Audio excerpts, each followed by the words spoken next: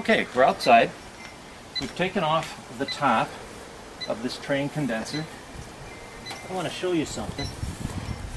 If you look carefully on the rating plate, you can see it says MFR date, manufacturing date, 06/85.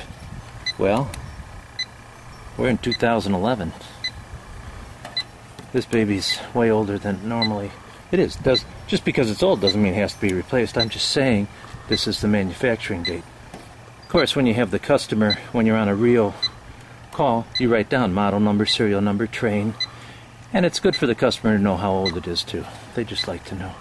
We have it right here. Something else that's interesting. 5 pounds. Refrigerant 22 factory charge. 5 pounds, 8 ounces. 5.5 pounds of refrigerant for itself, the condenser, the evaporator, and 25 feet of line set. This home's in the suburbs. Line set, I bet, is all of 10 feet. So we could weigh this charge in if we wanted to.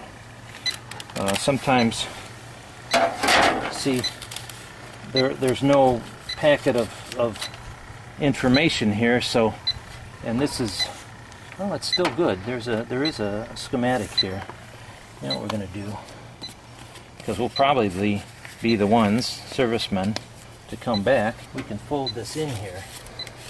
See, and try to save it as best we can. Okay? But of course the instructions are long gone. But we can weigh it in, and it doesn't have to be done on a digital scale. I mean, you get one of these Pazoo's scales. It's a mechanical one. I mean, so what if we're a couple ounces off? It's not that critical on these older ones. So, I mean, we could weigh this in and we'd be doing fine. Or we can top it off. In this particular, well, I'm getting ahead of myself. Let's take a look at the condenser here. By the way, I took this off. I noticed something. Do you see it about 4 o'clock, 5 o'clock, 6 o'clock, way down there? By the way, the disconnect is pulled, so I'm not going to get hurt. Can you see that white powder? That's indicating that this start capacitor is starting to leak the fluid, the paste that's in there. There may come a time when that has to be replaced. It's good to have one. Is it necessary that the customer buy a new one right now? No, it's not. But it is necessary for you to put it on the service ticket that you noticed start capacitor is starting to go. Okay, and they might have to replace it. Also, you can tell, if you look at it from over here, you can tell that the condenser is starting to tilt a bit. It's always good to have a bag of pea gravel. I always carried a bag of pea gravel. I carried a shovel. I'd get under the pad, lift it up, pour some pea gravel in. Is it best if you had 2 guys? Yeah, but you're not going to have 2 guys when you're doing service. Try to keep it level. Right now, this is putting a lot of pressure on the line set, on the copper line set. Okay, let's look over here.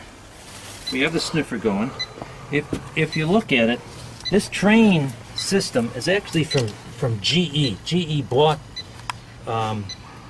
this whole design, just everything from. I'm sorry, Train bought it from GE. Okay, there is no shutoff on this refrigerant line set. Okay, we do have access. You can see the two accesses here, but these are just essentially a union with a gasket in there.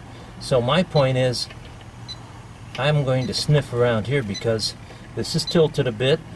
A lot of pressure on this, might be leaking. However, we get no leaks right in here. So we're down here checking this. While I'm at it, I'm going to check the bottom of the condenser, because refrigerant is heavier than air. If there's any refrigerant pooling down below, I was going to try to pick it up, so I'm going to check there. I'm going to check in the front. Same thing. Okay. I'm not getting a peep over here. So, let me get inside. By the way, notice right where I'm pointing, right there. See, there's an oil port for the condenser fan motor. One here, one down there. You just take your needle nose, kind of twist it, and then pull it. 3-4 drops, put it back in. 3-4 drops, put it back in. We have it open. Why not take care of it? Okay. Now I'm gonna check. I'm gonna get my flashlight so you guys can see it a little bit better. Train does not braze its fittings. Here's the suction line. See, that's a union right there. You need a pipe wrench, and I want to tell you, you need a healthy pipe wrench. We're not talking 12-inch here. I had to get my 2-footer in here. So I'm just checking around that, because that can get loose. With the vibration over 20 years, 25 years, your joints are going to be loose too, so same idea. And then the liquid line is way down there. Remember I told you we have to worry about putting that tip into water and all that stuff. Just got to be careful. Man, I'm not getting anything. My students are going to laugh at me because I said I could find it in 15 minutes. Well, it's taken more than 15 minutes to find the leak so far. Alright, so where am I going to check next? When I'm down here, I'm going to check right around the cover of the electrical box that's on the compressor, all around there. Have I ever had leaks there? Yeah. Maybe one a season. But it's good to get in the habit of checking everything, okay?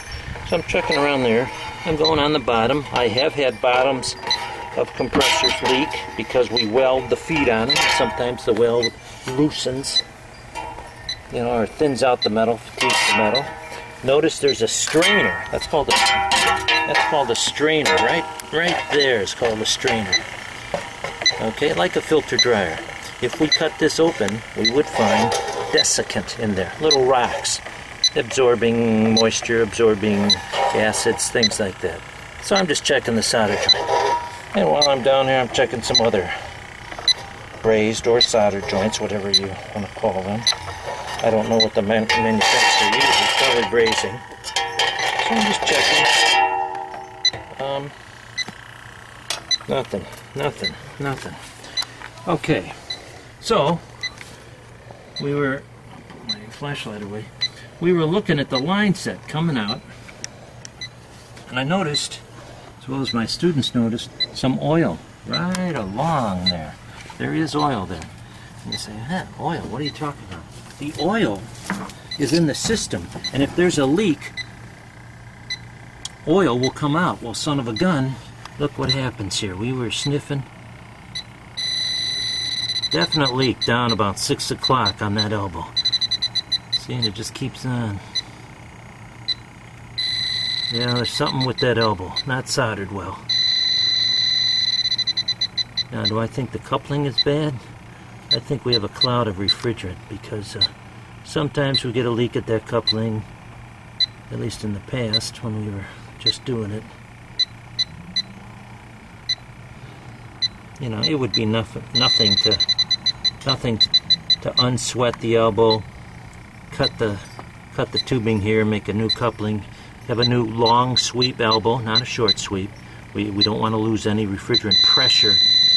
But see, you can see this is very definitely on that liquid line.